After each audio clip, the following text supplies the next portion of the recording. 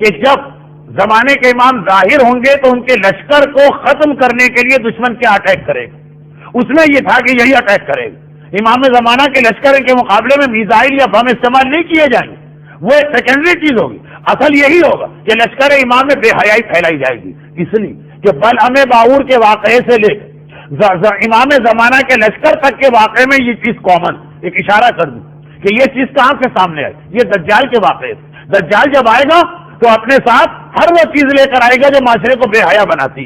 تین چیزیں معاشرے کو بے حیا بناتی، نمبر 1 عورتوں کی بے حجابی، نمبر 2 گانے بجانے کا حد سے زیادہ استعمال، اور نمبر 3 رزق حرام۔ یہ تین چیزیں وہ ہیں جو مل کے معاشرے کو بے حیا بناتی، یہی تین چیزیں لے کے دجال آئے گا، اور لشکر امام کے خلاف اس کا بہترین ہتھیار یہ ہوگا۔ امام زمانہ کا سب سے بڑا دشمن دجال بنے گا، اور دجال میزائل نہیں لا رہا ہے، ایٹم بم نہیں لا رہا ہے، دنیاوی اسلحہ نہیں لا رہا ہے، یہ چیزیں لا رہا ہے۔